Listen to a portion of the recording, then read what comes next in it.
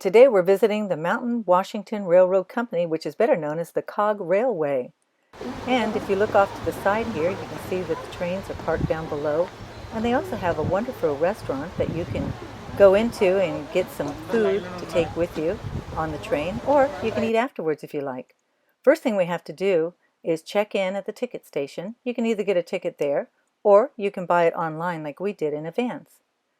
Then they have this lovely museum. So while you're waiting, because sometimes you have to wait 10-15 minutes for your train to come or depart, you can come into the museum and see everything you ever wanted to know about this area and the Cog Railway, how it was put together, the gentleman that conceived the idea to do it in the first place, and how absolutely miraculous it was. So here we are in the Cog train station, C-O-G, Cog train station. That is going to take us up to all the way to the top. That over there is the train that is going to take us up. And as you can see, it's a biodiesel train, they call it.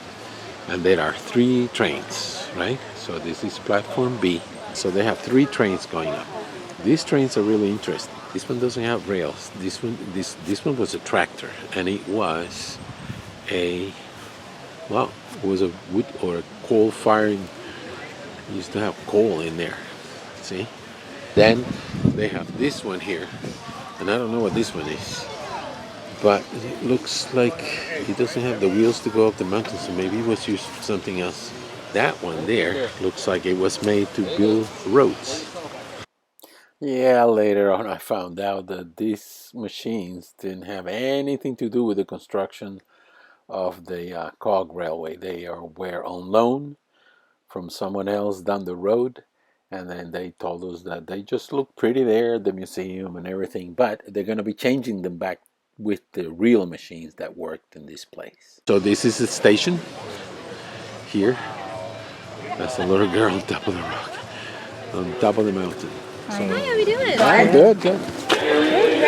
You're going to be in row 13, just above the windows. All right.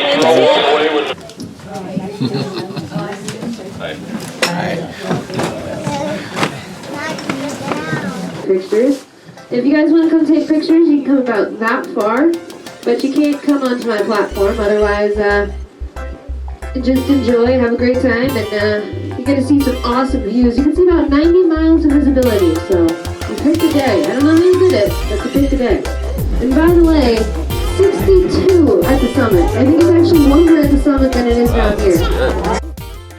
So a little bit of history about this railway. It was built by a gentleman called Sylvester Marsh, who in 1957 was living in Boston with indigestion, and then he decided to go back to New Hampshire, where he was from, and then climb Mount Washington.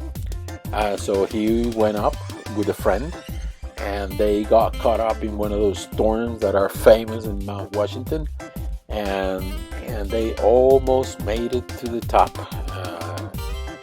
Then he said, there's got to be an easier way. So he thought about this method. It's called the cog method. And what you're looking at, the center rail, is where the cog machine grabs the rail and moves the train forward. And here you will see the system that he invented. This is the oldest. He was the first cog system ever. This is a steam train coming down, as you can see. The steam train was the first one that went up. That steam train was called Pepper Sass. I hope I pronounced that one right, because otherwise, okay. So July is the perfect time of year to be visiting. The temperature on the summit was very comfortable, and it had a lovely breeze. However, it can get quite cold in the winter. For example, on January 16th in 2004, the summit weather observation registered a temperature of minus 43 degrees and sustained winds of 87 miles per hour, which resulted in a wind chill of a minus 102 degrees at the top. Oh lordy, that must have been cold! So after a long day of work, the workers came down in slide boards that they were known as devil shingles. It took about 15 minutes to get from the top all the way down, but then being kids like they were, they started running the things, and then the record was 2 minutes and 45 seconds at 60 miles an hour in the devil board. Eventually, however, the state of New Hampshire, the live free or die state, outlawed the use of the devil shingles, apparently because way too many workers were living free and dying on them. Anyways, so that's the thing. But anyways, the Pepper Sass and locomotive number 2, called the George Stepson, they kept on building the railroad. By the way, the railroad is built above the ground. It's not built like a normal railroad that you have ties and the whole thing goes down to the ground. So there are 4 ways to come up. One way, obviously, is the railroad. The second way is by automobile. They have a road. If you like the brakes on your car, don't come up that way. The third way is that you pay $700 to this guy here. He'll bring you up, not a problem. And then the other way is to walk up. It takes about 4 hours to climb up to the top of the mountain. And then once you get there, well, you can stay on top of the mountain, or you can just have lunch and come down. Here we are. Really noisy, huh? Sherman Adams Summit Building. And here we are at Mount Washington State Park. There's an incredible observatory here, and this is the observation deck. From this point of view, you can see all around. It's absolutely gorgeous. Something I'd like to point out that you can find out about the observatory is on the afternoon of April 12th of 1934, the Washington Observatory recorded a wind speed of 231 miles per hour at the summit, which was the world record until 1996 and the highest measured wind speed not associated with a tornado. Now, I can't even believe, I come from Florida. We have hurricanes. And I think the biggest thing I've been in right now is 120 mile an hour wind, but that really tops it. This is a tip-top house, the original house where Sylvester and his friend spent the night after almost dying on their way up to the summit. He's still there, and he will be there for a long time. This beautiful mountain is really full of hikers, and you can see why. There's so many trails. And as for you serious hikers out there, you'll be happy to know that Mount Washington has the Appalachian Trail crossing its summit. So if you're doing that trek, this is one of the places you're going to be able to see. Here's some more trails.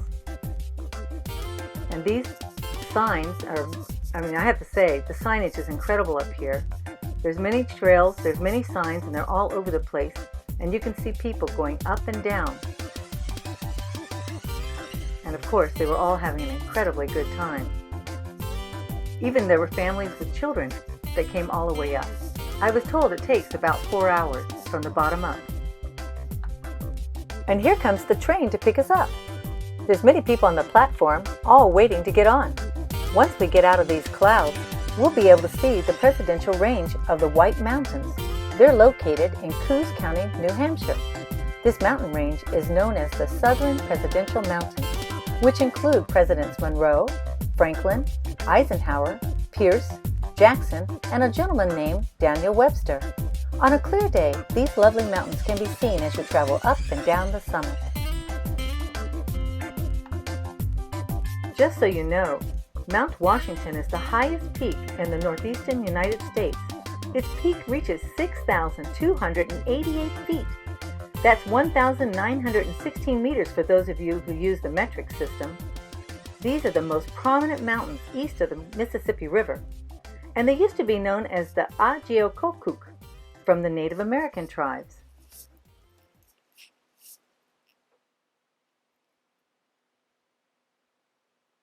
Once you get about halfway, you'll see the halfway thing that says 4,500 feet. This lets the hikers know that they're almost there. You haven't been on the steamer, anybody? No. Well, if you get a chance, that's worth it. And this is a replica, obviously. The original is long gone, of Pepper Sass, if I pronounce that right.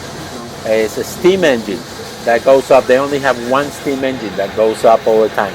They have to stop here at this water tower because they have to fill in with water. It takes 1,700 gallons of water to get to the top. So if they don't stop here, they may not make it to the top. So you're wondering what happens when the thing stops and if it ever rolls down. Well, it's never happened.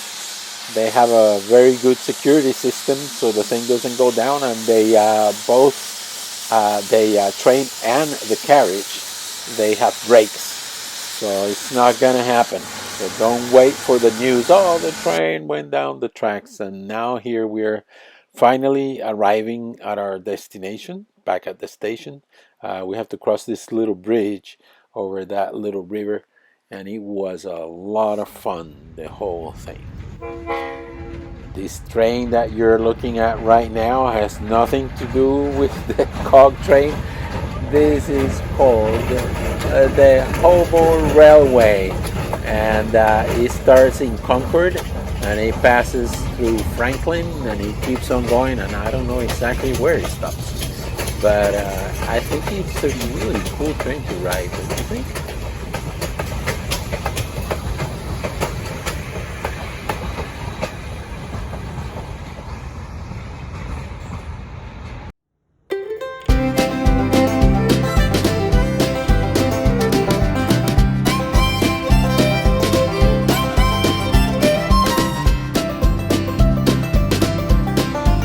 Life is an adventure and the world is huge, so subscribe today and join us as we explore and share it with you.